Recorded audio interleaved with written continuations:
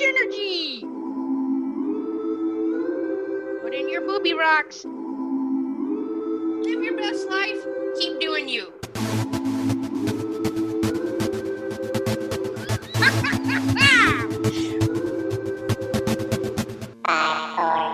So much JENergy! JENergy! JENergy! JENergy! Let's stick together with some high kicks. Wow! Wow!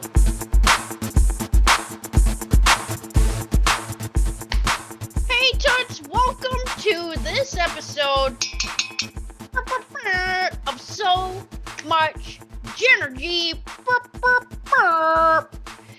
As you've noticed, I'm running a little behind this week. I was in Montana and I wanted to talk to you about my fantastic experience. And Jef Jones, well, he's working right now. So he is MIA with the JEF. So we'll put some good little juju out there for his little working spirit. So where do we start? Okay, so I was going on a retreat to Montana. It was going to be a business kind of meetup where entrepreneurs came out and we met up.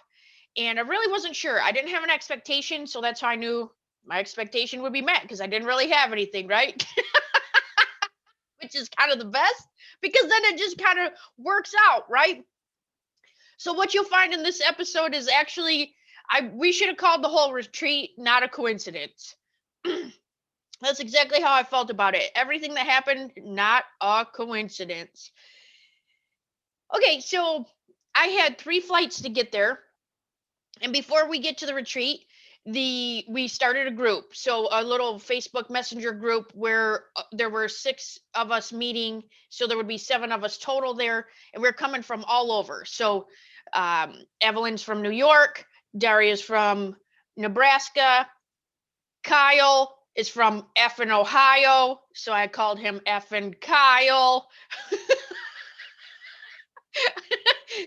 And then Marshall he lives out in Montana, so he was hosting it. And then Jen came from South Carolina with Joe Joe must be out that way too, because they had the same flight. And then I was coming from Tennessee. So some of us had a few flights to get there. So I had 3 connection flights to get there, or I could have drove for 34 hours. I opted for the flights. Yes, thank you.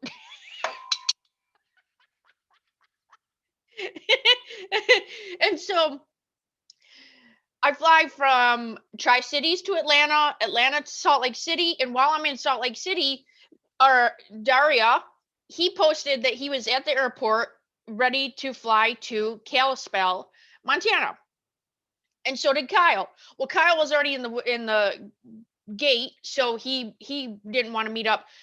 Well, he was busy, but then I told Daria, hey, I'm over at the coffee shop. So, you know, when there's 600 people in a spot and you can't make eye contact with just anybody, or you have to like latch onto one person, then you look like a stalker because you're watching them the whole way. Well, there was just so many people crisscrossing on both sides of the airport that I really didn't see anybody. I couldn't even focus. It could have been lack of sleep. It could have been I was jet lagged. It could have been a whole lot of things. And so all of a sudden, I tell Daria that I'm in the coffee shop and I see this little nugget running from where the gate was. And I was like, look at this cute little nugget. And he was the one that I had latched onto, and he started waving at me. And I was like, oh, shoot, he's with me. And so it was funny because he bebopped on over. We chit chat for about, I don't know, it just felt like 2 minutes, but really I think it was more like 30. Oops. And we're like, Kyle, come over here. Effing Kyle. Well, Kyle was on the plane. He was doing his adulting and he got on the plane.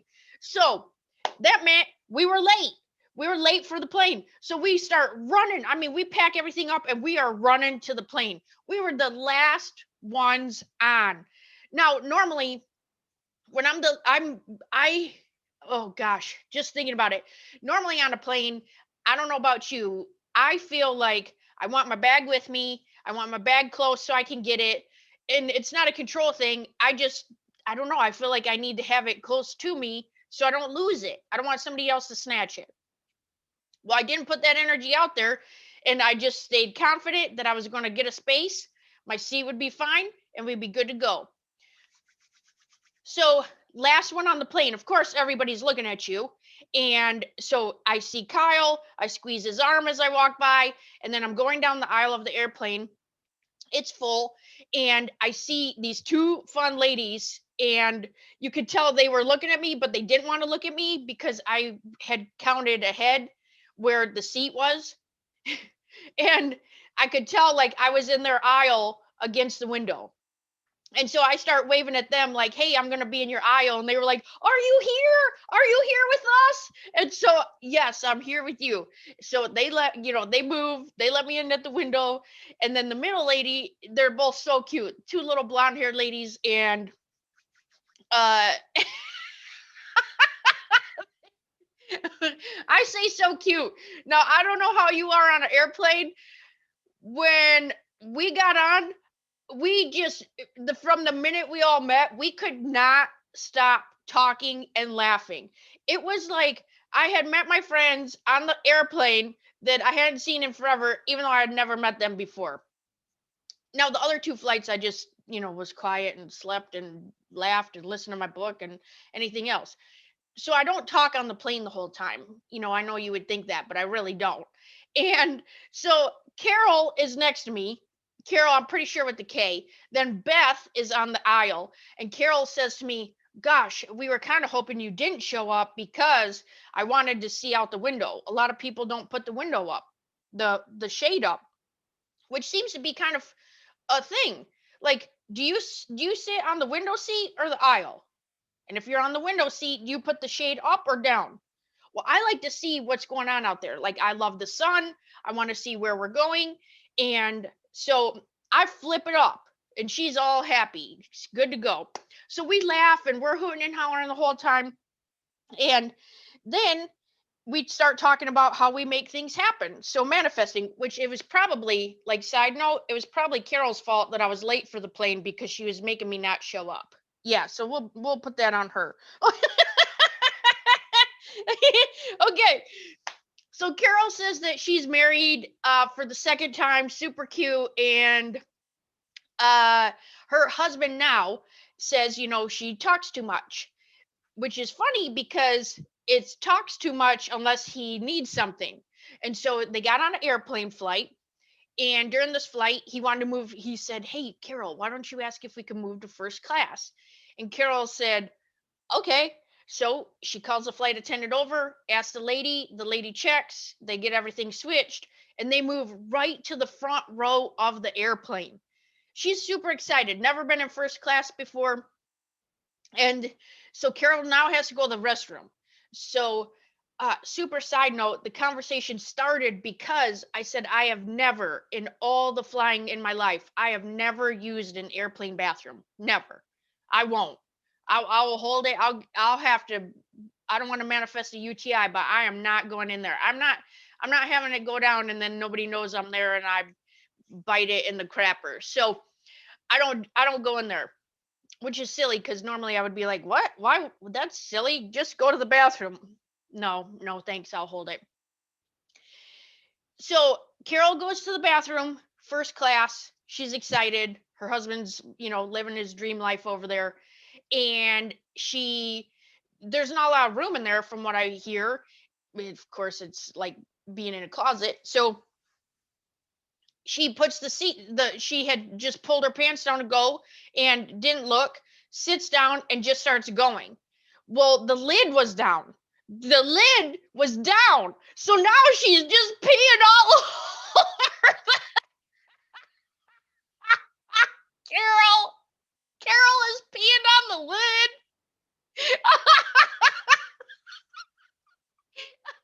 And she's peeing on the lid. It's going on the floor. I know it's disgusting, but she thought she was going to get evicted from first class. She thought the urine was going to run out of the underneath on the carpet. Oh my gosh. So the lesson there was really to, take a look at your surroundings, know what's happening, and pay attention, right? Oh, or bring a diaper. Hello. Then, oh my gosh. Oh man. So after the retreat, we were so the retreat was amazing. We get there, we meet everybody. It's like we had all known each other the whole time. The whole weekend was so phenomenal, and the exercises that we did were literally life changing. So there were some things that we did. We wrote letters to ourselves. We had to we carried rocks up the mountain in a box, and the point was for us to be able to ask for help when we needed help. Why do we just keep carrying these things around, right? Put stuff down. Stop picking the same crap up from yesterday, from 10 years ago, from 15 years ago. You can leave it. We can leave it. It's a new day.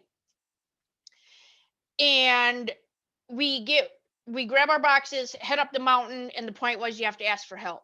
Now, it was hard for some people, because some people it's really hard to ask for help even when you're there supporting them. The thing is, you have to give that person that space for them to ask for the help.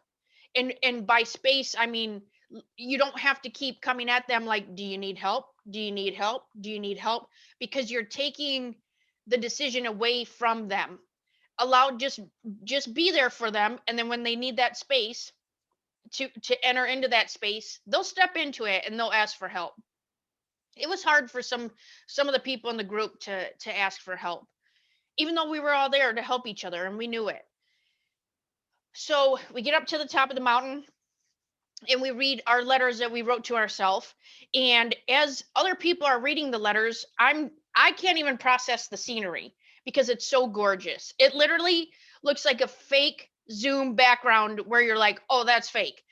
Like, I don't know if my mind just couldn't process it, but literally everything was so beautiful. It literally, like, I was crying. That's how beautiful it was.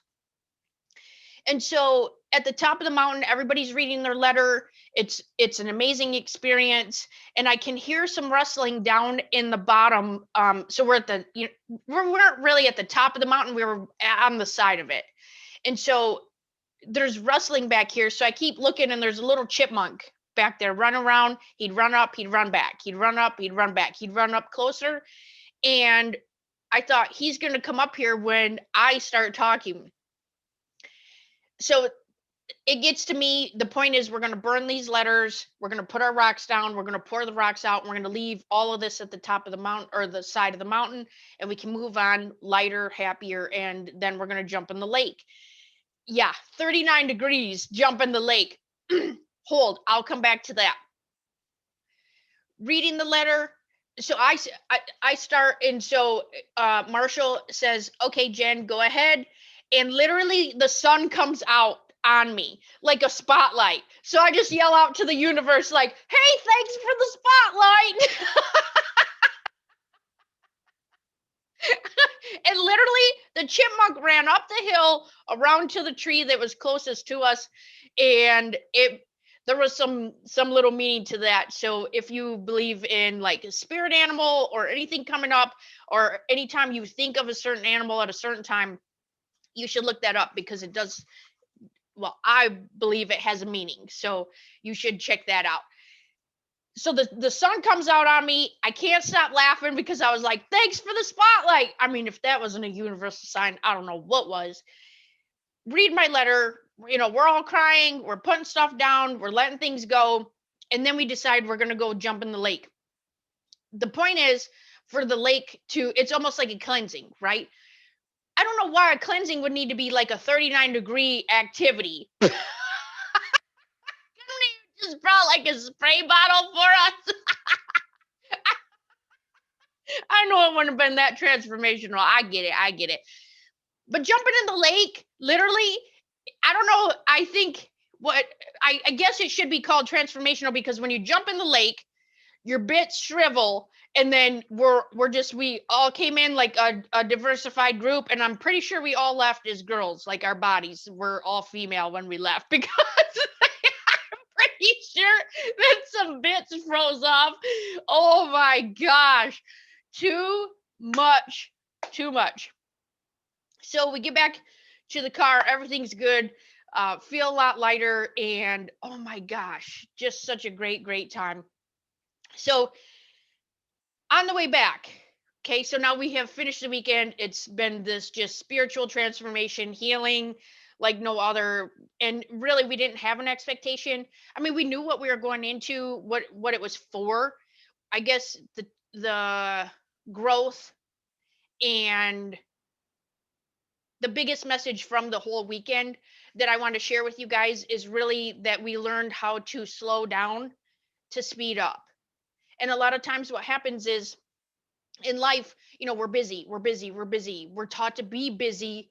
And I realized, coming from this place of being busy, you're literally just spinning. And sometimes it feels like spinning out of control. And I associated this to when we were growing up. We were taught to have something to show for your money, for what you're working for things like that. And so it hit me this weekend, like, oh gosh, okay, so what I really have to show for my work, my business, myself, for showing up, is to really slow down, be intentional, be purposeful, and really step into the power that we have. Right? It's equivalent to having an X on the ground over to the sides of you, and you're standing in the middle of it, like, okay, I'm gonna run 50 feet ahead, and I'm gonna run 40 feet back, and I'm gonna keep going, and then I'm gonna run into left field. When really, if you would just stand on your X marks the spot, and if you would just stand there, guess what? Your power finds you, quiet finds you, less anxious finds you. Less is more. So slow down to speed up was the message, which was so amazing. So after we slowed down to speed up, the weekend was over. Of course, it's sad isn't even the word. It's like, it's because you're on such a spiritual and like energetic high, because you found like your tribe and the people that get you without even having to say anything. And the people that see you for you, like your raw, authentic self. And so Jen from South Carolina and I, we had to get a hotel room because the activities ended Sunday night, and we didn't want to fly out super late Sunday night. So we go to a hotel, and the hotel has free kayaking and paddleboarding. And we thought, this is amazing. Well, she walked down to the river and came back to the room and said, yeah, not a fan. So it felt kind of chemically to her. And there were these big, huge tubes, like industrial tubing over on the side. And told her we can't go there because it's probably a portal that'll suck us off into some other universe. And then guess what? We're MIA with our ASS. And so we did not go kayaking or paddleboarding. So that was okay. And though the next morning, because now we're coming down, right? We're slowing down from the retreat. Like, everybody has dispersed, and Jen and I are left in the room, and we can't stop laughing. Okay. So now Jen starts going through this like cleanse of like releasing everything that's happened for the weekend, and she can't stop laughing so hard. When you're at like a middle school or elementary sleepover, and why is it when you're laughing and laying down, it's 100 times funnier? 100 times funnier. So she's on the floor laughing her face off, hitting the ground. People must think we're losing our mind over there because we're still at the hotel. And now we are laughing so hard that we just can't. I mean, we cannot stop. So she laughs so hard, she blows out blood vessels in her eyebrow and in her eye. It looks like she has a black eye from laughing. Oh my gosh. Talk about what the hell. Talk about releasing, right? So that was super funny. Then we get to the airport, and We get to the airport. Oh, just before we get to the airport, we went to lunch one last time. So we went with F and Kyle, Marshall, Jen, and me went to lunch. Um, I'm laughing because right before lunch, we actually went to the park to just kind of walk around. We found this park out by. Now we had a few hours before the airport, and we had to be out of the hotel. That's why we were just kind of lollygagging, really. And we go to this park. We're walking down this trail. We've been hiking the whole time, so the trail isn't anything. It's not anything different. And we get up there, and all of a sudden, Marshall turns around, and literally, he's in flip flops. He's got his backpack on, his little bag, his man bag, and he just starts. I mean, he peeled out. Like, he just turned around and started running back. And Jen turned around all calm, and she's like, "Okay, I guess we're going to lunch."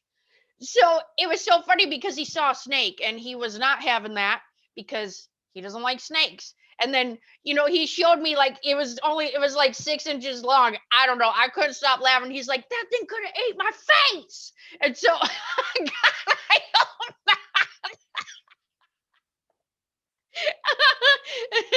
So that was super funny. Then after he could have had a medical emergency, or maybe, I don't know, crapped his pants or something. We went to lunch. Go to lunch, can't stop laughing because when the waitress comes up, hey, how you doing? We are the first table in there of her day, and I tell her we're having a great time, and then Jen orders the small cob, and so I can't stop laughing because she said, "I'll take the small cob." Then Marshall says, "I'll take the large cob." So I don't know, bunch of cob takers, and I couldn't stop laughing.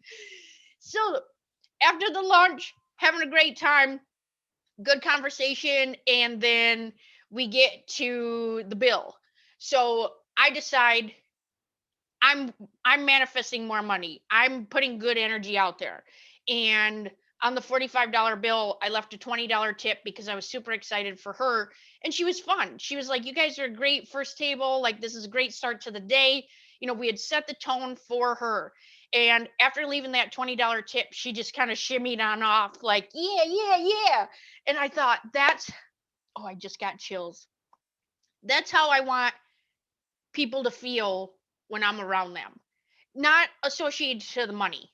I'm not saying that. I'm saying, like, if you have a chance to make an impact on somebody's day, somebody's life, somebody's direction, then take advantage of that for sure.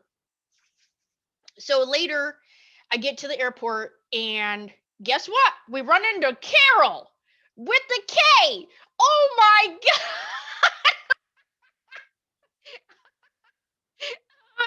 So Carol with the K. So she ends up on Jen's flight back to out that way. And then Beth, I end up running into Beth at the airport, and she ends up on F and Kyle's flight. Now, my flight was the exact same flight that they were going on, but 3 hours later. So I had about 14 hours of flights to get back. So I thought, you know what? I'm going to ask if I can get on this flight so I can hang out with Beth and Kyle in Salt Lake City. So I go up to the attendant, and she's looking at me, and I said, "Would it be possible to change a flight?" I've never even changed a flight, so I don't even know if it's possible, but I'm getting on this flight. I know that for sure. That's the energy I put out there. Not like a cocky intention, just the intention of, this is happening. I'm here for it. I'm with it. And she looks at me and she said, "I'm sorry. No, you should have changed that an hour ago." And I thought, okay, cool. Someone else is gonna walk up here, and they're gonna help me, and I'm getting on this flight. So the airport clears out because they loaded the gate. F and Kyle leaves, and this other super cute little lady comes up to the ticket desk next to the crabby lady. She says, "Hey, sweetie, are you getting on the plane?" And I said, "I'm trying." And she said, "Well, what do you need?" And I said, "I'm on the exact same flight in 3 hours. Would it be possible to get on this plane?" And she's like, yeah, absolutely. I said, my friends are on there. And she's like, who's your friend? And I was like, Beth. Okay, pass. I don't know Beth's last name. And then it was like, Kyle. And she's like, okay, Kyle's in row 13. He's against the window. I'll put you on the aisle. I was like, okay, sweet. I said, is there anyone in between us? Because that's going to get real uncomfortable in both of their ears. She said, no. So I get on the plane. I'm high fiving F and Kyle because we made it. Cool, cool. So then we get to the next airport in Salt Lake City. And I thought, okay, here we go. Here we go. Making it happen again. So get to the airport, go up to the Delta desk. Delta desk is empty. The lady just walked off. People look disgusted. There's like 6 people waiting. Looks like she made them mad. I thought, it's okay. We're going to find the right person. We're staying positive. We're good to go. And in the meantime, I had scanned the Delta QR code to find a helper on my phone. An assistant, yes. So the Delta lady comes back after about 25 minutes. And have you ever felt that where someone is lying to your face? You know that. They are lying. So I walk right up to her and probably I'm, super high energy, not even saying anything. It probably slaps her in the mouth. She didn't like it. So I said, is there any chance I have this flight? Can I change it to, there's a flight going out in 50 minutes. Can I be put on that flight? She's like, hang on, let me log in. And I was like, okay, Eeyore, it's all right. Here we go. Here we go. And she's like, I'm sorry, the flight's full and everybody's on standby. There's standby extra waiting. Oh, that's a lot of people. So I thought, okay, cool. You know what? I'll find somebody else. I'm getting on this plane. So we go to Kyle's gate, waiting with Kyle. He flies out, right? He's gone. So I go down to the gate where the flight is in 55 minutes, which is now 5 minutes. And I get over there and I said, sir, super cute little gentleman, super cute. Sir, is there any way I can get on this plane? And he said, are you Jennifer McKinney? And I said, I am. He's like, we've been waiting for you. What? So I get on the plane. Guess what? I got upgraded to the middle section, which was the comfort plus something, which was great. Don't worry, I didn't go, it's not first class, so I didn't go pee on the lid. It's all right. And I get on the plane. It's a 300-person plane. I'm guessing, I don't know, it was a lot. And guess how many people were on the plane? 12 people on this plane. 12. Thanks, Delta liar. She lied. It's okay. I knew it. You got to vibrate high. I stayed high like the airplane. That's it. I stayed at 30,000 feet. I didn't get pulled down to her sucky little, murky, juju. No, ma'am. So now I'm excited. Okay. Then I get to Atlanta airport. Get to the Atlanta airport, realize I'm going to manifest a flight. Right? I got a little sassy because of what I didn't know is there's certain times that the flights cut off and they don't fly all night. The airport actually is closed. No restaurants. They closed the escalators down for cleaning. Everybody's cleaning. And I don't know what was happening, but the alarm in the terminal I was in was going off about every 12 minutes, telling us that there was an emergency and we would have to just stay tuned for the next announcement. There was never a next announcement. It literally was like a zombie land when I get off of the plane. The whole airport's closed. And I thought, okay, well, I mean, my next flight is, so we arrived at 11:30 p.m. and now my next flight is at 10 in the morning, which is fine. I got a little sassy there. So I was trying to get up to the escalator for Terminal D.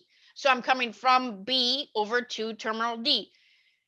The D escalators are closed for cleaning.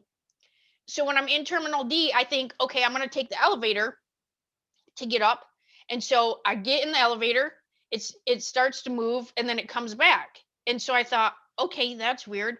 I think somebody and I were hitting the buttons at the same time because the flights were getting out and they were up in the terminal to come down, like strollers and things like that. A lot of people traveling with strollers. It was crazy. And so then all of a sudden the elevator gets stuck. And I think, this is it. This is how I'm going out. Like, it's because I was like putting the juju out there. Like, I don't want to go in a bathroom because it was tight and squeezy. And now I'm going to bite it in this elevator. So I'm like, just take a breath. The door is going to open, open, open. Yep, I said it 3 times in my head and then the door opened. So I was like, okay, phew. So then I did get out of there. I ended up sleeping on the benches at my gate and it was fine. So I made it back. I just wanted to share those funny things. Oh, and then if you're still here, I get back. So I had ordered Spindy some flowers when I was in Montana for her birthday. So her birthday was Wednesday, and I really liked the Get Well Soon bouquet better than the birthday bouquets because there were certain flowers in there that I wanted her to have. And I thought, well, I'll just change the balloon at the end because they should ask which balloon you want. Well, it didn't ask, so I thought, well, they're not sending one. And so she gets the bouquet, and it's a happy birthday card, flowers, and a Get Well Soon balloon.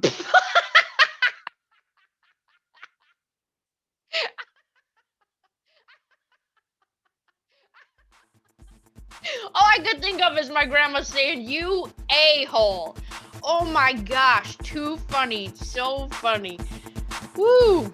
So that's been the good times. I appreciate your patience this week, and I look forward to the growth of this podcast. If you have friends or family that would be interested, feel free to share this. I have some videos on YouTube for the So Much JENergy channel. We're also posting podcast videos on there, and we are on Roku. So if you go to Roku, you can add a channel for the Lions Pride Network. And then the So Much JENergy channel on there has videos on there with Jef Jones. He's put some amazing graphics on there. So I look forward to next week. Stay tuned for next week, which will be out on time. Just need a hot second. Remember, I was carrying rocks.